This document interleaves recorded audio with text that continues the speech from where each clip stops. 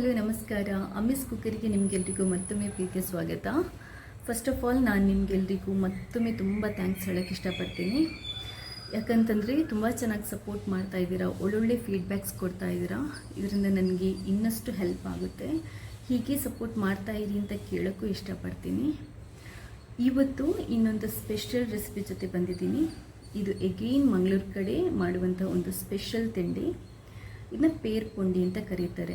ಅಂದರೆ ಕೋಕೋನಟ್ ಹಾಲು ಮತ್ತು ರೈಸಿಂದ ಮಾಡಿರುವಂಥ ಒಂದು ಸ್ಪೆಷಲ್ ಆಗಿರುವಂಥ ತಿಂಡಿ. ಬೆಳಗಿನ ಬ್ರೇಕ್ಫಾಸ್ಟಿಗೆ ಯೂಸ್ ಮಾಡ್ಬೋದು. ತುಂಬ ಚೆನ್ನಾಗಿರುತ್ತೆ, ತುಂಬ ಟೇಸ್ಟಿಯಾಗಿರುತ್ತೆ ಕೂಡ. ನೀವು ಒಂದ್ಸರಿ ಇದನ್ನ ಟ್ರೈ ಮಾಡಿ, ಈ ರೆಸಿಪಿನ ನೋಡಿ ಒಂದ್ಸರಿ ಟ್ರೈ ಮಾಡಿ ನನಗೆ ನಿಮ್ಮ ಅಭಿಪ್ರಾಯನ ತಿಳಿಸಿ. ಹಾಗೆಯೇ ಇಲ್ಲಿ ತನಕ ನೀವು ಯಾರಾದರೂ ನನ್ನ ಚಾನೆಲ್ಗೆ ಸಬ್ಸ್ಕ್ರೈಬ್ ಆಗಿಲ್ಲದಿದ್ದರೆ ಸಬ್ಸ್ಕ್ರೈಬ್ ಆಗಿ ನನ್ನ ಈ ಪ್ರಯತ್ನನ ಸಪೋರ್ಟ್ ಮಾಡಿ, ವಿಡಿಯೋಗಳನ್ನು ನೋಡಿ, ಶೇರ್ ಮಾಡಿ, ಲೈಕ್ ಮಾಡಿ, ಹಾಗೆ keep supporting. Thank you all. ನೀವು ಸ್ವಲ್ಪ ಸ್ವೀಟನ್ನು ಇಷ್ಟಪಡೋರಾಗಿದ್ದರೆ ಈ ತಿಂಡಿನ ತುಂಬ ಇಷ್ಟಪಡ್ತೀರಾ. ಇದು ಸ್ವಲ್ಪ ಸ್ವೀಟಿಶ್ ಆಗಿರುತ್ತೆ, ರುಚಿಯಾಗಿರುತ್ತೆ. ಬನ್ನಿ ಹಾಗಾದರೆ ಈ ರುಚಿಯಾಗಿರುವಂಥ ಬ್ರೇಕ್ಫಾಸ್ಟನ್ನು ಹೇಗೆ ಮಾಡೋದು ಅಂತ ನೋಡ್ಕೊಂಬರೋಣ.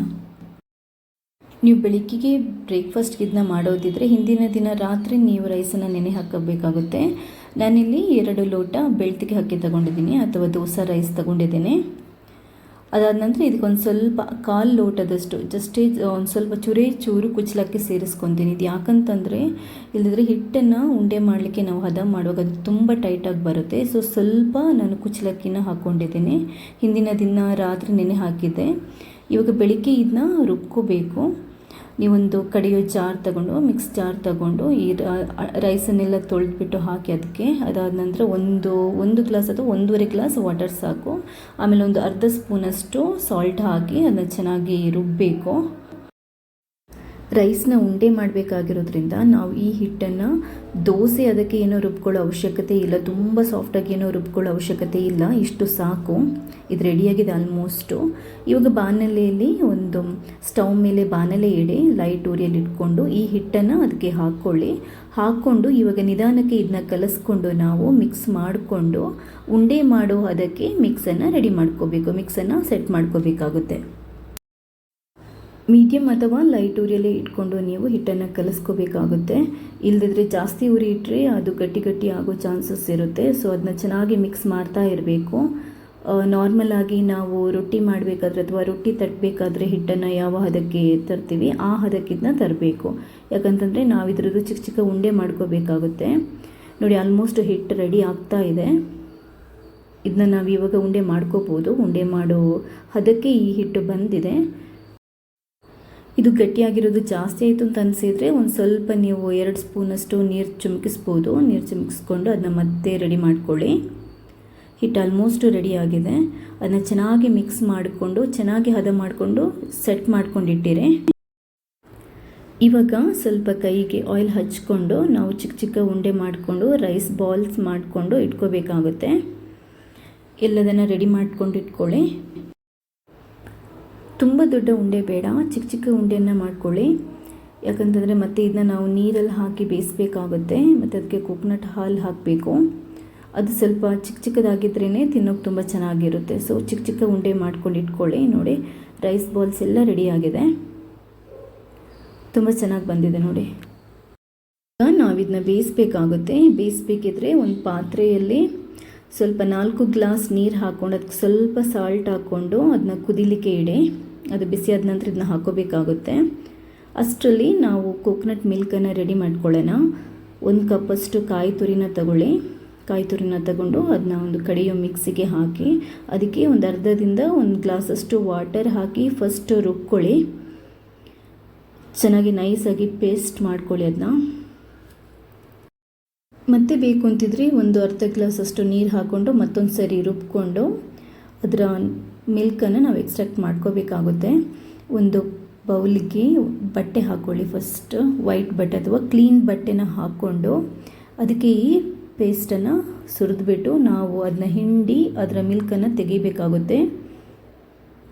ಇದು ನಾನು ತೋರಿಸ್ತಾ ಇದ್ದೀನಿ ಯಾವ ಥರ ಕೋಕೋನಟ್ಟಿಂದ ಮಿಲ್ಕನ್ನು ಎಕ್ಸ್ಟ್ರಾಕ್ಟ್ ಮಾಡ್ಕೋಬೇಕು ಅನ್ನೋದನ್ನು. ನೋಡಿ, ಕೋಕೋನಟ್ ಮಿಲ್ಕ್ ರೆಡಿಯಾಗಿದೆ. ಇದರ ಕಂಪ್ಲೀಟಾಗಿ ಹಿಂಡಿ ಅದರ ಮಿಲ್ಕನ್ನು ತೆಗೆದ್ಬಿಡಿ. ಆಮೇಲೆ ಆ ಡ್ರೈ ಕೋಕೋನಟನ್ನು ನೀವು ಬಿಸಾಡ್ಬೋದು, ಅದೇನು ಯೂಸ್ ಇಲ್ಲ. ಕೊಕೊನಟ್ ಮಿಲ್ಕನ್ನು ನಾವು ರೆಡಿ ಮಾಡಿದ್ದಾಯಿತು. ಇವಾಗ ಇಲ್ಲಿ ರೈಸ್ ಬಾಲ್ನ ಬೇಯಿಸ್ಲಿಕ್ಕೆ ಇಟ್ಟಿರುವಂಥ ನೀರು ಅದು ಕುದೀತಾ ಇರುತ್ತೆ. ಇವಾಗ ನೀವು ಒಂದೊಂದಾಗಿ ರೈಸ್ ಬಾಲನ್ನು ಹಾಕ್ಕೊಳ್ಳಿ. ಕುದೀತಾ ಇದೆ ನೋಡಿ ವಾಟರ್. ಇವಾಗ ಇದಕ್ಕೆ ರೈಸ್ ಬಾಲ್ಸನ್ನು ನಾನು ಹಾಕೊತಾ ಇದ್ದೀನಿ.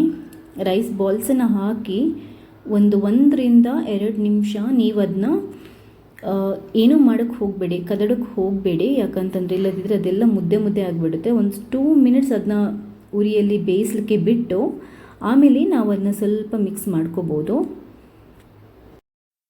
2 ಮಿನಿಟ್ಸ್ ಬಿಟ್ಟು ಅದನ್ನ ನೀಟಾಗಿ ಮಿಕ್ಸ್ ಮಾಡಿಕೊಂಡು ಅದನ್ನ ಆಮೇಲೆ ಒಂದು 5 ನಿಮಿಷ ನಾವು ಬೇಯಿಸ್ಕೋಬೇಕಾಗುತ್ತೆ. ದೊಡ್ಡ ಉರಿಯಲ್ಲಿ 5 ನಿಮಿಷ ಬೇಯಿಸ್ಕೋಬೇಕು ನೀವು. ಯಾಕಂತಂದರೆ ಅಕ್ಕಿ ಉಂಡೆಗಳೆಲ್ಲ ಚೆನ್ನಾಗಿ ಬೇಯಬೇಕು.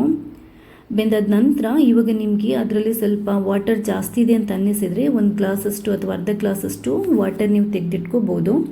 ನಾನಿಲ್ಲಿ ಒಂದು ಗ್ಲಾಸಷ್ಟು ವಾಟರ್ ರಿಮೂವ್ ಮಾಡಿದ್ದೇನೆ. ಅದಾದ ನಂತರ ಒಂದು 4 ಏಲಕ್ಕಿ, 1 ಕಪ್ ಶುಗರ್ ಮತ್ತು ಕೊಕೊನಟ್ ಮಿಲ್ಕ್ ಏನು ರೆಡಿ ಮಾಡಿಟ್ಟಿದ್ದೀವಿ ಅದನ್ನ ಹಾಕ್ಕೊಂಡು ಚೆನ್ನಾಗಿ ಮಿಕ್ಸ್ ಮಾಡ್ಕೊಳ್ಳಿ. ಇವಾಗ ನಿಮ್ಗೆ ಏನಾದರೂ ಸಾಲ್ಟ್ ಸ್ವಲ್ಪ ಬೇಕು ಅಂತಂದರೆ ಒಂಚೂರು ಸಾಲ್ಟ್ ಹಾಕ್ಕೊಳ್ಳಿ. ನಿಮ್ಮದು ಟೇಸ್ಟ್ ನೋಡಿಕೊಂಡು ಸಾಲ್ಟ್ ಸ್ವಲ್ಪ ಹಾಕ್ಕೊಂಡು ಮತ್ತೆ ಅದನ್ನ ಸ್ವಲ್ಪ ಹೊತ್ತು ಕುದಿಲಿಕ್ಕೆ ಬಿಡಿ. ಇದಕ್ಕೆ ನೀವು ತುಪ್ಪದಲ್ಲಿ ಫ್ರೈ ಮಾಡಿರುವಂತಹ ಗೋಡಂಬಿಗಳನ್ನು ಆ್ಯಡ್ ಮಾಡ್ಬೋದು. ತುಂಬ ಚೆನ್ನಾಗಿ ಫ್ಲೇವರ್ ಬರುತ್ತೆ. ನನ್ನ ಗೋಡಂಬಿನ ಲೈಟಾಗಿ ತುಪ್ಪದಲ್ಲಿ ಫ್ರೈ ಮಾಡಿ ಇದಕ್ಕೆ ಆ್ಯಡ್ ಮಾಡ್ಕೊತಾ ಇದ್ದೀನಿ. ಒಂದ್ಸರಿ ಇದನ್ನ ಚೆನ್ನಾಗಿ ಮಿಕ್ಸ್ ಮಾಡಿಕೊಂಡು ಆಮೇಲೆ 2 ರಿಂದ 3 ನಿಮಿಷ ಮತ್ತೆ ನೀವು ಬೇಯಲಿಕ್ಕೆ ಬಿಡ್ಬೋದು. ಇನ್ನೊಂದು ಸ್ವಲ್ಪ ತಿಕ್ಕಾಗೋ ತನಕ ಇದನ್ನ ಬಿಟ್ಬಿಟ್ಟು ಆಮೇಲೆ ನೀವು ತೆಗೆಯಬಹುದು. ನೋಡಿ ಸೂಪರ್ಬ್ ಆಗಿರುವಂತಹ ಪೇರ್ ಪುಂಡಿ ರೆಡಿಯಾಗಿದೆ. ಇದು ತುಂಬ ಟೇಸ್ಟಿಯಾಗಿರುತ್ತೆ. ಯಾಕಂತಂದರೆ ನಾವು ಕೊಕೊನಟ್ ಮಿಲ್ಕನ್ನು ಆ್ಯಡ್ ಮಾಡೋದ್ರಿಂದ ತುಂಬ ಟೇಸ್ಟಿಯಾಗಿರುತ್ತೆ. ಸ್ವಲ್ಪ ಸ್ವೀಟಿಶ್ ಆಗಿರುತ್ತೆ. ಆದರೆ ಸ್ವೀಟನ್ನು ಇಷ್ಟಪಡುವವರಿಗೆ ಈ ರೆಸಿಪಿ ಖಂಡಿತವಾಗ್ಲೂ ತುಂಬ ಇಷ್ಟ ಆಗುತ್ತೆ. ಬ್ರೇಕ್ಫಾಸ್ಟ್ಗೂ ನಾವು ತಿನ್ಬೋದು. ಮತ್ತು ಇದು ಬಾಡಿನ ತುಂಬ ಕೂಲ್ ಮಾಡುತ್ತೆ. ನಾವು ಕೊಕೊನಟ್ ಮಿಲ್ಕನ್ನು ಆ್ಯಡ್ ಮಾಡೋದ್ರಿಂದ ಬಾಡಿನ ಕೂಡ ತುಂಬ ಕೂಲ್ ಮಾಡುತ್ತೆ. ತುಂಬ ಚೆನ್ನಾಗಿರುತ್ತೆ ಈ ರೆಸಿಪಿ. ನೀವು ಒಂದ್ಸರಿ ಟ್ರೈ ಮಾಡಿ ನನಗೆ ನಿಮ್ಮ ಅಭಿಪ್ರಾಯನ ತಿಳಿಸಿ. ಇದೇ ಥರ ನಾವು ಇನ್ನೊಂದು ಮಸಾಲ ಪುಂಡಿ ಅಂತ ಮಾಡ್ತೀವಿ. ಅದರ ರೆಸಿಪಿನ ಕೂಡ ನಾನು ನಿಮಗೆ ಹಾಕ್ತೀನಿ ನನ್ನ ನೆಕ್ಸ್ಟ್ ವೀಡಿಯೋದಲ್ಲಿ. ಇಲ್ಲಿ ತನಕ ನನ್ನ ವಿಡಿಯೋಗಳನ್ನು ನೋಡಿ ಸಪೋರ್ಟ್ ಮಾಡ್ತಾ ಇರೋದಕ್ಕೆ ನಿಮಗೆಲ್ರಿಗೂ ತುಂಬ ಹೃದಯದ ಧನ್ಯವಾದಗಳು. ಮುಂದೇನೂ ಸಪೋರ್ಟ್ ಮಾಡ್ತಾ ಇರಿ. ಹಾಗೆಯೇ ಇಲ್ಲಿ ತನಕ ನೀವು ಯಾರಾದರೂ ನನ್ನ ಚಾನೆಲ್ಗೆ ಸಬ್ಸ್ಕ್ರೈಬ್ ಆಗಿಲ್ಲದಿದ್ದರೆ ಸಬ್ಸ್ಕ್ರೈಬ್ ಮಾಡಿ ನನ್ನ ಈ ಪ್ರಯತ್ನನ ಪ್ರೋತ್ಸಾಹಿಸಿ. Thank you all.